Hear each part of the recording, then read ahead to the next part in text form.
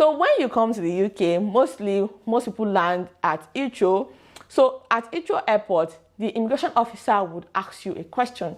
If you cannot answer that question, they would probably send you back to your home country. Hello and welcome to the channel. On this channel, we talk about working, studying and living in the UK as a foreign national. If you're interested in topics like this, join the community by subscribing to this YouTube channel. Likewise, follow Pathway UK on Instagram and on Facebook for more information about life in the UK. Today's video will discuss common mistakes applicants for the UK student visa makes that leads to visa rejection. Having done 2 successful UK student visa myself, I think I have a few tips to give you on how not to get rejected for your student visa when you apply for it. Now, before we go into the mistakes I've seen some international students make that leads to visa denial, let's talk about the visa application process in itself. The UK student visa is a point-based visa. Now, most UK visas are point-based. For this video, we'll focus mainly on the student visa. The UK student visa is a 70-point based visa. So as an applicant, you have to score all 70 points to get approved for the UK student visa. 50 points for CAS. Now, the full meaning of CAS is confirmation of acceptance for study. So once you have the CAS shows the home officer that you qualify to study the course you've applied for to come study in the UK, and you have met the requirements to qualify to study at the level in which you're going to study for. Putting this point into a real life scenario, it just means that you have a chosen university that is accredited by the UK government, and if you're studying at the master's level, you meet all the requirements to study in the UK for a standard master's degree. Having a CAS gives you 50 points already. Now, moving on to the other ones that would give you your remaining points, you have your proof of funds. Now, your financial document is 10 points, showing that you have enough funds in your account to sponsor yourself, like to pay for your tuition, accommodation, and your cost of living, scores you 10 points. The last aspect in which you must score another 10 points is English proficiency. You must have showed that you can speak and understand English language, like you have a good usage of English language. Now, if you're applying to study in the UK, your university would ask for English requirements if you're not from a majority English speaking country, or if your country is considered in the UK to be a non-English speaking country. You have to show that you have good proficiency with the use of English. This means you have to have 50 points for your CAS, 10 points for your financial document, and another 10 points for your English proficiency. So altogether making 70 points. Now, if you fail in any category, for example, you did not meet the financial aspect, it automatically means you will score 60 points. And if you score 60 points, you cannot be issued the UK student visa. You have to score all 70 points. This is just to let you know that the procedure of getting qualified for a UK student visa is quite easy. All you need to do is just meet the criteria. However, some people make mistakes when applying for the visa that has nothing to do with them not meeting the requirement, but then they can make one of the mistakes I'll be mentioning in this video. The first is errors. Now, when applying for your UK student visa, make sure that there are no errors in your documents. And when you're filling the online application form for your UK student visa, make sure there are no spelling errors or you do not omit any information. Please, if there are any errors in your document, for instance, your name was misspelled in some of your documents, please make sure you do an affidavit for that and attach it to your visa application. Likewise, when you are filling the online form, make sure you do not have any spelling errors. Make sure all the dates or all the information you put there are accurate to what is on your document. For instance, some applicants might be filling the online form and probably they're not sure of one information, so they just put what they know there with the hopes of coming back to it later, and then they forget to change that information to the right information and then they just submit. This can lead to visa rejection. So please make sure you double check your online application form. If you're using an agent, make sure before the agent submits your visa application, you go through it yourself, and you can have a second or a third eye to help you go through it to make sure that there are no errors. If you make any errors in your application form, knowingly or unknowingly, the home officer might think you're trying to hide something, or it might be considered as misrepresentation of information.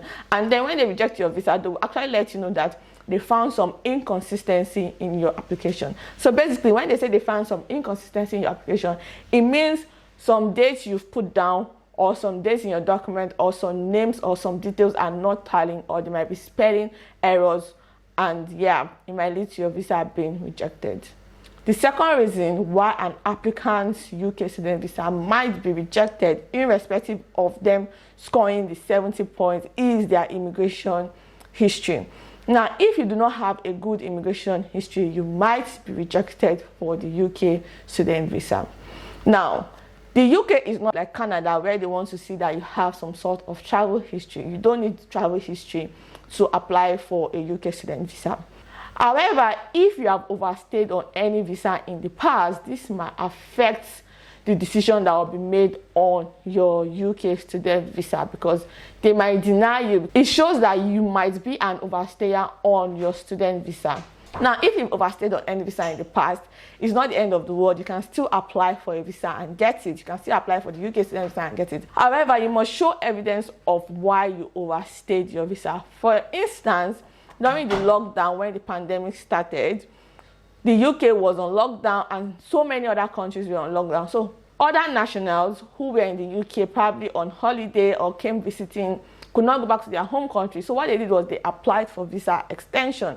Now, if you're part of those set of people, you just have to add your visa extension document with your application to show that, okay, this is the reason why you overstayed a visa, probably in the UK or anywhere in the world. Now, if you've been given a UK visa before and you overstayed that visa, you have to let them know, and you have to tell them the reason why you overstayed the visa. And the reason has to be a tangible reason, a reason that, yes, anybody that reads it or anybody that sees it will say, oh, this person could not have left the UK. However, you left the UK in due time after the incident that happened that you could not leave the UK was over.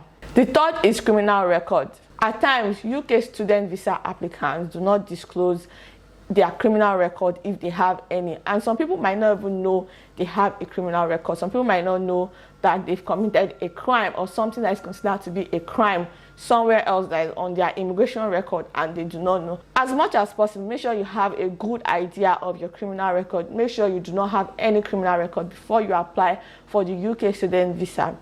Now, if you don't have any criminal record, you just stated there that you do not have any criminal record. Now, if you have a criminal record, please also state it there that you do have a criminal record, and state the reasons and give evidence if you have been cleared. Because if you do not state it there, and then they found out that you had a criminal record, your UK student visa might be denied because you lied. You did not state that you had committed a crime before, or something that was considered a crime somewhere else. Please note that it is your responsibility to state whether you have committed a crime or not when you are applying for your UK student visa. Number 4 is proof of funds. It is mandatory that you have enough funds to sustain yourself and your dependents in the UK. Ensure you have the required amounts of funds needed to pay for your tuition fee, accommodation, and your cost of living for 28 consecutive days in the account you intend on using for your student visa application.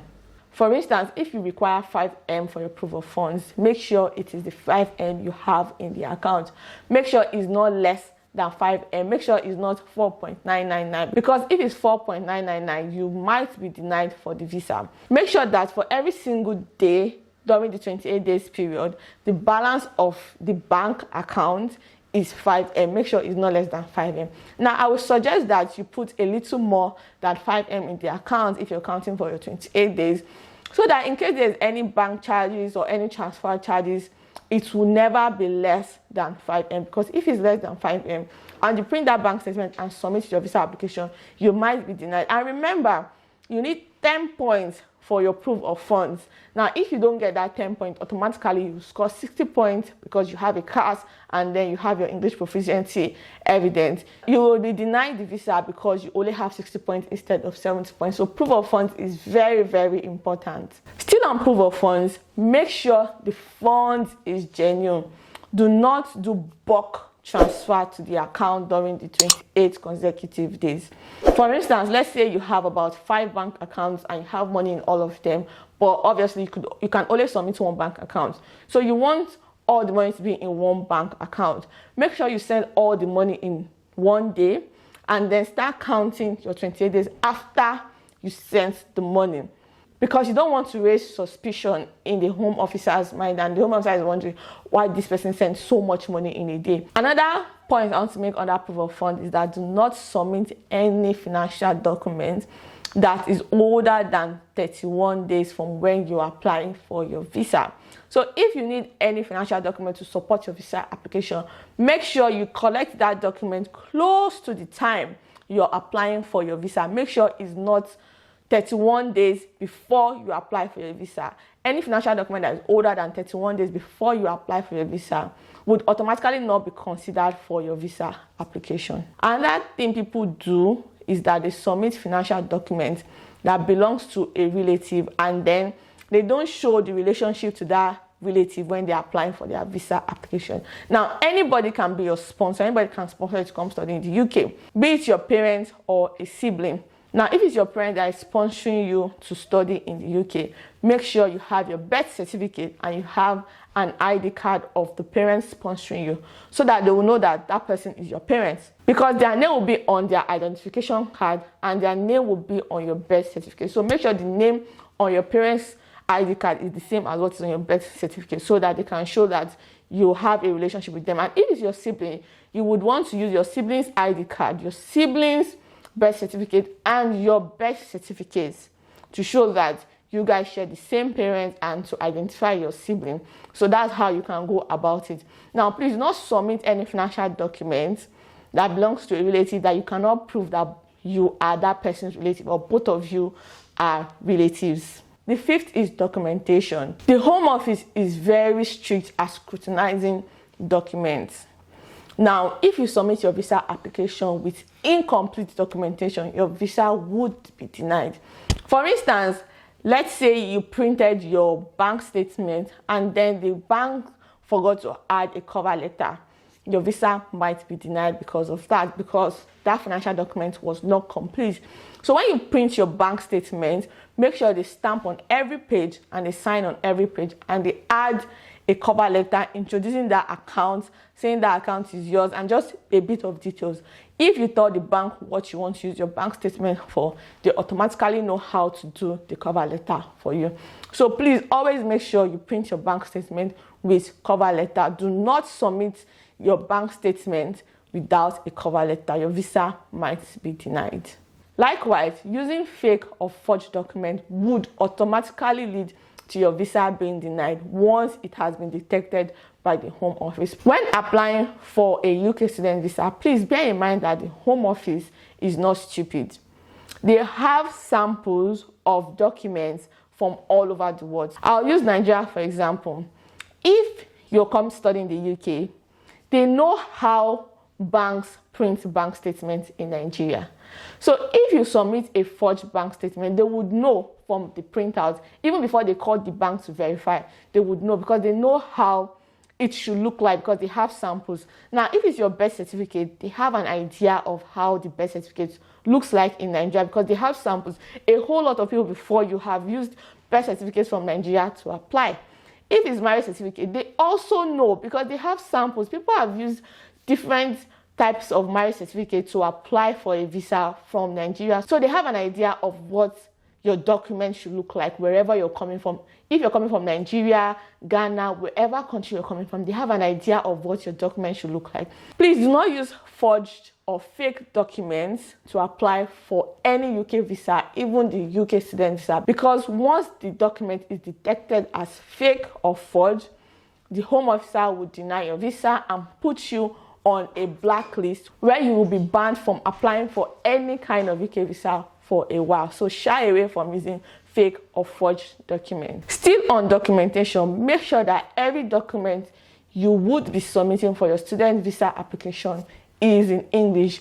If it is not in English, make sure you transcribe it to English and submit with your application, because the official language used by the Home Office to check documents is English. So please make sure all your documents are in English language, because if they are not in English language, the Home Officer will probably not understand what the document is, and automatically they will deny you the visa.